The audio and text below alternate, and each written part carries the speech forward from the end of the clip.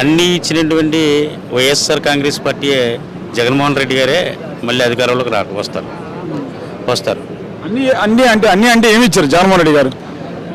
ప్రతి నవరత్నాలనే కార్యక్రమంలో పథకాలు పెట్టి చెప్పని కూడా చేసినటువంటి వ్యక్తి ఎవరన్నారంటే జగన్మోహన్ రెడ్డి గారండి. మరి గతంలో ఏమి రాలేదు ఇలాంటి పథకాలు ఏమి? ఎక్కడికి వచ్చాయండి? జనభూమి కమిటీ వాళ్ళకి వచ్చాయి. గ్రామంలో ఉన్నటువంటి వాళ్ళ పార్టీ జెండా మోస్తే జెండా కూలీలుగా ఉంటే పథకాలు వచ్చాయి తప్ప ఎవరికి పార్టీ చూడలేదు, కులం చూడలేని వ్యక్తి ఎవరైనా ఉన్నారంటే జగన్మోహన్ రెడ్డి గారండి. కానీ ఇప్పుడు ఒక మాట చెప్పండి, మీరు దివ్యాంగులు కదా, అసలు ఫంక్షన్స్ అనేవి ఇప్పుడు వాలంటీర్స్ అనేది రావడం లేదు కదా, ఇప్పుడు ఎలా ఉంటున్నాయి అసలు ఆ ఇబ్బందులు? చాలా దౌర్భాగ్యం అండి. ఈవేళ ఎన్నికల కమిషనర్ గారికి పిటిషన్ చేసి అవ్వాతాతలు దివ్యాంగులు చాలా ఇబ్బంది పడుతున్నారు.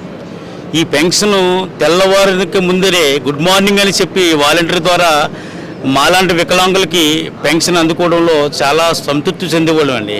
ఇప్పుడు పెన్షన్ తెచ్చుకోవడం కోసం ఈ సచివాలయంలోని బ్యాంక్ అకౌంట్లోనే వేస్తున్నారు. బ్యాంక్ అకౌంట్లలో కొన్ని బ్యాంకుల్లో ప్రత్యేకించి పనిచేస్తలేదు, లేదు, చచ్చిపోయి ఉంటున్నాయి. అకౌంట్లో ఏ విధమైన ట్రాన్స్లేషన్ జరగక అకౌంట్స్ అన్నీ చచ్చిపోయి ఉంటున్నాయి.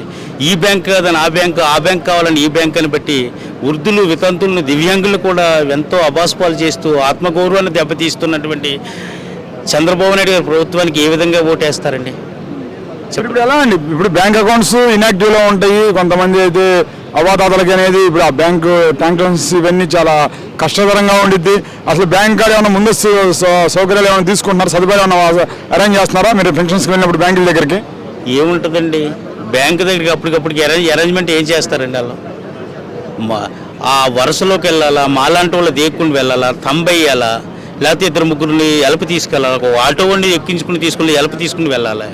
ఆ ఆటో వాడికి ప్రత్యేకించి ఒక 500 ఇవ్వాలి, మమ్మల్ని కూడా తీసుకెళ్ళపరికి ప్రత్యేకించి ఒక 200 ఇవ్వాలి. అక్కడ ఉన్నటువంటి బ్యాంకులో ఇన్యాక్టివ్గా ఉన్నదనంటే ఇన్యాక్టివ్ అయిపోయిందంటే దానివల్ల ప్రత్యేకించి 200 వేయాలి, ఆధార్ కార్డు వేయాలి, వేయాలని ప్రత్యేకించి మరుసటి రోజు రమ్మని బ్యాంక్ వార్స్ కూడా ట్రాన్స్లేషన్ లేకపోవడం వల్ల ఈ విధమైన ఇబ్బంది అవ్వాతాతలు, మేము దివ్యాంగులు అందరూ కూడా ఇబ్బంది పడుతున్నాం సార్.